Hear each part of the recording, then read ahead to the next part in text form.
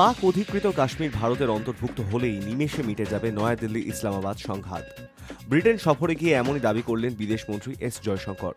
তাঁর মন্তব্য, পাকিস্তানের চুরি করা অংশটুকু জম্মু কাশ্মীরের সঙ্গে জুড়ে দিতে পারলেই সমস্যার সমাধান হবে। লন্ডনের চ্যাথাম হাউসে একটি আলোচনা সভায় জয়শঙ্কর বুধবার রাতে বলেন, ভারত সরকার এখন পাকিস্তানের চুরি করা অংশটুকু ফেরতে আনার অপেক্ষায় রয়েছে। কাশ্মীর সমস্যা সমাধানে প্রধানমন্ত্রী নরেন্দ্র মোদী সরকার সক্রিয় জানিয়েই বিদেশমন্ত্রী বলেন, ৩৭০ ধারা বাতিল করা এবং জম্মু কাশ্মীরে বিধানসভা ভোটের আয়োজন সেই প্রক্রিয়ারই অঙ্গ। গত বছর লোকসভা ভোটের প্রচারে বিজেপি নেতারা ধারাবাহিকভাবে পাক অধিকৃত কাশ্মীর ফেরত আনার প্রতিশ্রুতি দিয়েছেন।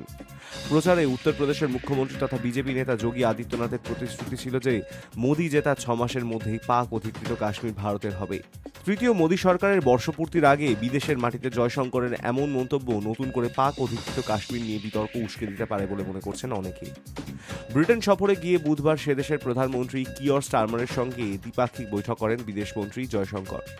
আলোচনা হয় দুদেশের অর্থনৈতিক সহযোগিতা বৃদ্ধি, জনগণের মধ্যে আদান প্রদান বৃদ্ধি থেকে শুরু করে ইউক্রেনের সাম্প্রতিক পরিস্থিতির মতো নানা গুরুত্বপূর্ণ প্রসঙ্গে। বিদেশমন্ত্রী জানিয়েছেন, রাশিয়া ইউক্রেন সংঘাতের বিষয়ে নিজের মতামত ব্যক্ত করেছেন ব্রিটেনের প্রধানমন্ত্রী।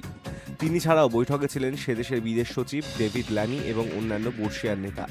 বিদেশমন্ত্রী জানিয়েছেন, দ্বিপাক্ষিক সম্পর্কের পাশাপাশি আলোচনায় রাশিয়া ইউক্রেন সংঘাতের বিষয়ে নিজের মতামত ব্যক্ত করেছেন ব্রিটেনের প্রধানমন্ত্রী। Hi news network.